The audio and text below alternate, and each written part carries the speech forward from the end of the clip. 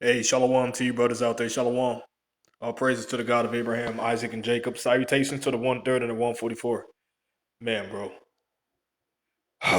Today's been a good day. Um, I wanted to go into the book of Romans, chapter 3, real quick. And the title that it says, all the world is guilty. Now, the main point I wanted to make of this lesson and this video that I'm doing is the whole point of the gospel. And the reason why I'm doing this is because this is for edification's sake. You know, whoever comes on my channel, they can get edified by this because I'm a new covenant brother. And the whole point of the gospel is to get you to understand that the Lord, He came not only for the Hebrews, but He also came for the Gentiles. And that's something that our people still don't understand to this very day. You see, because the gospel preached be due to you guys not believing, and some of our people are going to believe. Some of our people, their eyes are going to open. But most of our people, their eyes are not going to open. So, due to their lack of faith, the Gentiles that believe are going to be fellow heirs of the kingdom. And pretty much when you read throughout Paul's writings and throughout the New Testament, throughout Romans, Galatians, it talks about that, man. And Paul was sent to the Gentiles, even though he was a Hebrew. We really got to understand that. The gospel that came is no more of the Levitical priesthood because that was of man's doing. Man could boast, man could brag, man could say, I did this and I did that. But that's why when we broke the first covenant, the Melchizedek priesthood is through the Lamb. You see, and through him, guess what? It gives glory to the Most High. It gives glory to the Son of God. It doesn't give glory to the man. That's why I be watching videos, man. Brothers really be going in, and brothers really be making a lot of good points, man. And that's why all the writings that it was saying, it says no more of works, it's of grace. That's what it's all about. It's all about grace, man. It's no more works. So we really got to understand that. So I'm gonna read Romans chapter 3, and I'm gonna start at verse 1. It says, what advantage then has the Jew, or what profit is there of circumcision? Must every way chiefly because that unto them were committed the oracles of the Most High. For what if some did not believe, so that unbelief make the faith of God without effect? Even if some of our people did not believe, like guys don't want to believe in the new covenant. We are in the new covenant. The new covenant has been established over 2,000 years now, ever since the Lord went up on that cross and He said it was finished. So it's fully in effect. See, so it doesn't matter, guys don't believe. It's not gonna stop the truth from coming out. It's not gonna stop the truth from doing what it's supposed to do. God forbid, yeah, let every man let God be true, but let every man be a liar. As it is written that thou mightest be justified in thy saying, and mightest overcome when thou art judged. So we gotta always rely on the scriptures. Therefore, we understand that the Lord is true. Man lie. The Lord, He tells the truth. So the scriptures is the truth. We gotta stick with the scriptures. But if our unrighteousness command the righteousness of God, what shall we say? Is God unrighteous who will take his vengeance? I speak as a man. God forbid, for then how should God judge the world? For if the truth of God has more abounded through my lie unto his glory, why yet am I also judged as a sinner? And I write it as we be slanderously reported, as some affirm and say, let us do evil that good may come, whose damnation is just.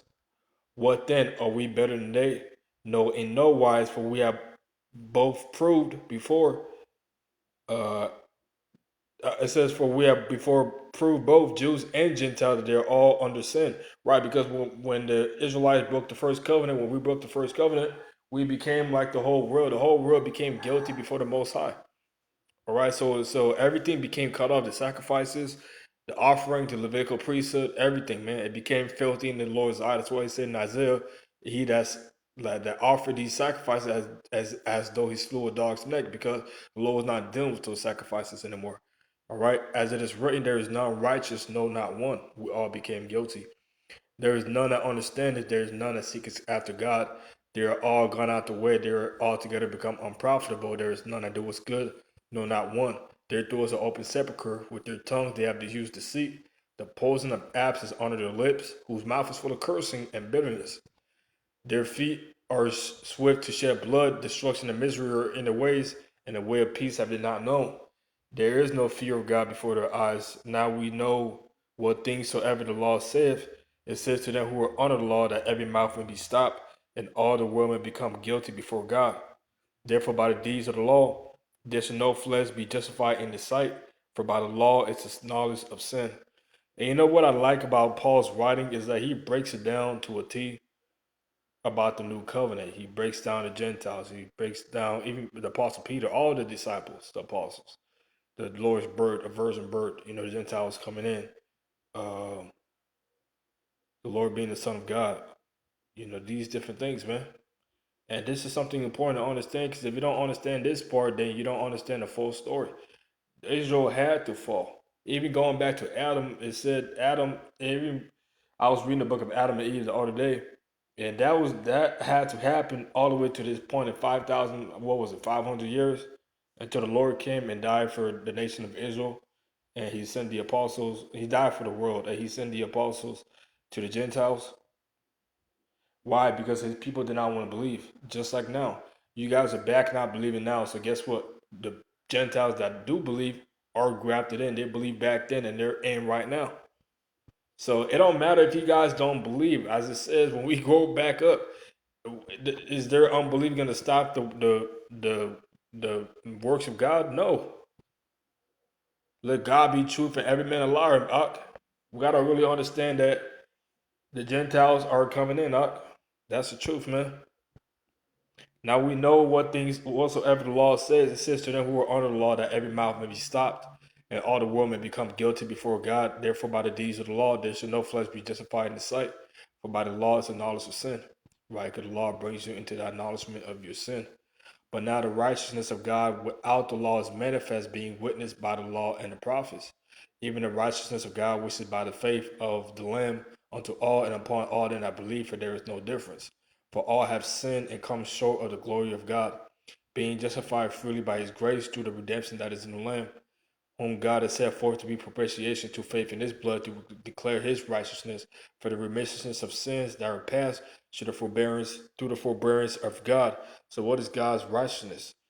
That that it's not of men, that he sent his only begotten son, that he did it. He glorified himself by doing that. Therefore all the glory and the honor goes to him. That's why it doesn't go to us. Paul said, what do I have to glory in? Because it doesn't go to man anymore. It goes to the Most High. Where is boasted in? It is excluded by what law? Of works? Nay, but by the law of faith. Therefore we conclude that a man is justified by faith without the deeds of the law. Is he the God of the Jews only? Is he not also of the Gentiles? Yes, of the Gentiles also, seeing it is one God which is justified the circumcision by faith and uncircumcision through faith. Do we then make void the law through faith? God forbid. Yet we establish the law. So we really got to understand everything that comes with the scriptures, and we got to believe everything that comes with the scriptures, man. We can't be leaving anything out of it, man. The Gentiles are coming in. And peace to the remnant, because that's who it's about. I'm going to get one more scripture.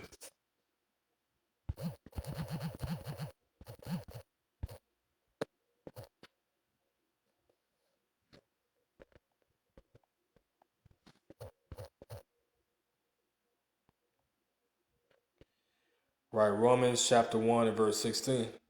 For I am not ashamed of the gospel of Christ, for it is the power of God unto salvation to everyone that believeth, to the Jew first and also to the Greek. For therein is the righteousness of God revealed from faith to faith, as it is written, the just shall live by faith.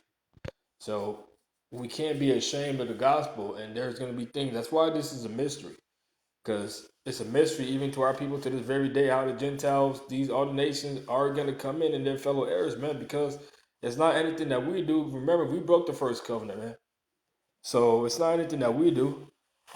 You see, we were the Lord. He showed us His glory, and He showed us the righteousness of Himself by sending His only begotten Son and redeeming us, man.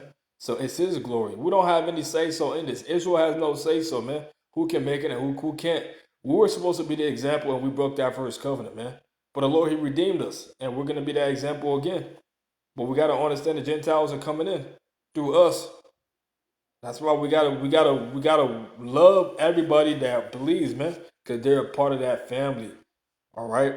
And with that, I'm gonna salute you, brothers, man. I'm out. Shalom.